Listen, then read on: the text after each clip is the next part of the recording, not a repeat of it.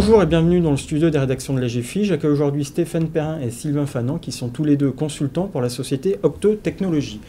Sylvain Fanan, Stéphane Perrin, bonjour. Bonjour. Alors, on voit que le numérique, les questions autour du numérique sont en train de s'imposer de plus en plus pour les acteurs de la banque et de l'assurance en France. C'est une vague de fonds qui provient des États-Unis. Est-ce que vous pouvez nous expliquer en quoi les États-Unis sont précurseurs en la matière ?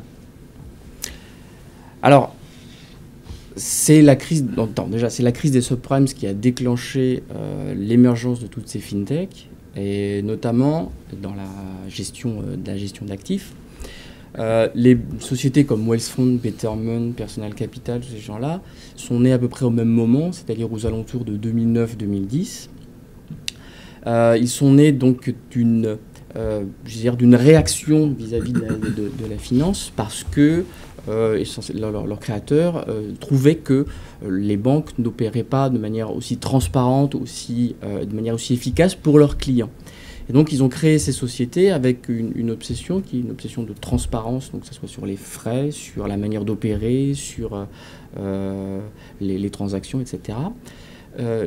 Des frais réduits, c'est-à-dire qu'en général, sur la gestion de portefeuille notamment, donc, on est sur des 0,3-0,5% de frais, sans autres frais particuliers.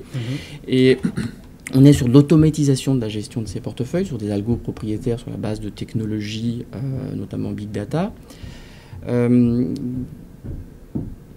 Alors, quel service ils proposent en particulier ? Alors, ils proposent des services d'optimisation de gestion des portefeuilles, soit sur la comparaison entre portefeuilles, soit sur l'analyse de marché, l'analyse de situation économique, l'analyse de situation sociale, etc.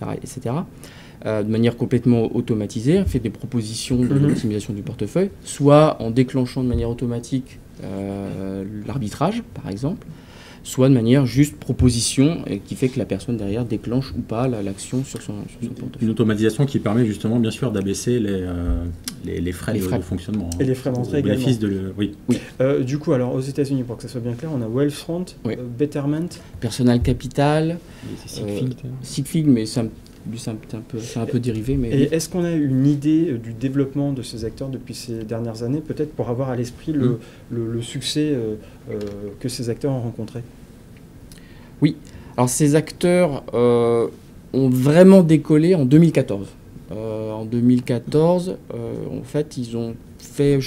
Moi, je me souviens quand je suivais Wealthfront et la gestion sous actifs qu'ils avaient, à un moment donné, ils faisaient plus 100 millions de dollars par mois ou tous les 2 mois. Aujourd'hui, Wealthfront a dépassé le milliard, ils sont à 1,5 milliard. Betterment, ils en sont à peu près au même endroit, autour du milliard. Et très, très récemment, Personal Capital a annoncé qu'ils avaient atteint aussi le milliard sous gestion. Donc ce sont des croissances très très fortes.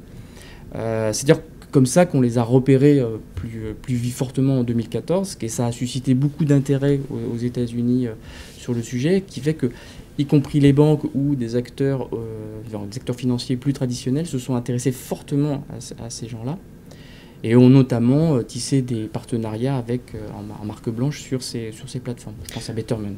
D'ailleurs, ces sociétés, elles sont évoquées dans le travail que vous avez publié à la fin de l'année dernière, intitulé « Les fintech cannibalisent la banque », parce que ça veut dire aussi que cette vague de fonds américaine, elle pourrait très bien se retrouver d'ici quelques mois en France. Même elle a déjà commencé. Oui, je pense que c'est quelque chose qu'on voit de toute façon de manière très fréquente dans le milieu des startups. C'est ce qu'on appelle les copycats. Ça commence par des business models qui se montent aux États-Unis et ça arrive souvent d'abord en Angleterre et puis après on reproduit un petit peu les business models gagnants. Puisque de toute façon, aujourd'hui, les Français ne peuvent pas les investir sur ces plateformes-là, ne peuvent pas envoyer leur argent. Alors, on parle également du big data, du développement du big data, les bases de données. Et quel est le travail, l'interaction entre ces fintechs, ces sociétés et le big data ? Alors, le big data, c'est important, c'est ce qu'on disait tout à l'heure, c'est que dans FinTech, il y a bien 2 mots, c'est finance et technologie. Et c'est bien au cœur de leur activité. C'est au même endroit.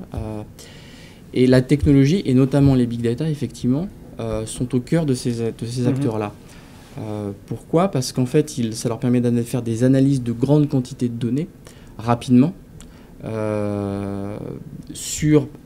pour servir plusieurs choses, soit d'optimisation de portefeuille, soit la prévention de risques, soit tout simplement, même pour la banque, une meilleure connaissance des clients, soit pour faire de la comparaison entre des gros volumes de données, donc d'autres portefeuilles par exemple, et d'en tirer des corrélations et des informations qui permettent de faire une meilleure optimisation des portefeuilles. Donc effectivement, les big data sont au cœur de ces acteurs-là. Voilà, et sur ce dernier exemple, on peut rebondir en donnant l'exemple de la plateforme qui est à la fois un réseau social et un outil de suivi de stratégie d'investissement sur les portefeuilles.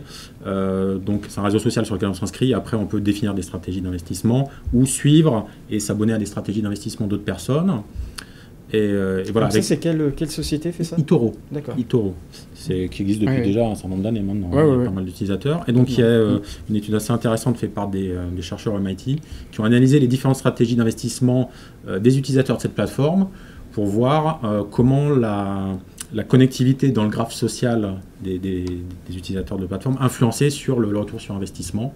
Et donc voilà, ils ont pu en déterminer en fait une stratégie un petit peu optimale où il ne faut pas être trop connecté suffisamment pour être suffisamment bien informé des stratégies des autres, mais avoir comme une capacité à analyser par soi-même et pas faire simplement du copier-coller de stratégies. Pour pouvoir développer sa propre grille d'analyse et ses et propres optimiser stratégiques. son retour sur investissement. D'accord. Quand on fait trop de copies des stratégies des autres, ça se termine en un petit peu micro-bulle financière, et dès qu'il y a un mauvais choix, tout le monde perd de l'argent. En fait. D'accord.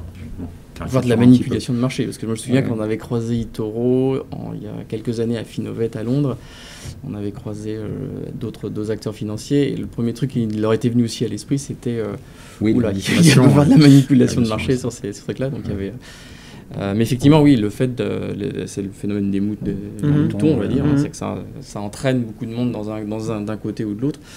Donc effectivement, il y avait un risque par rapport à ça. Stéphane Perrin, Sylvain Fagnan, je vous remercie. Merci. Et je vous invite, comme j'invite nos internautes, à nous suivre sur le site de la GFI pour retrouver de nouvelles vidéos sur le thème des fintech et du numérique. Merci.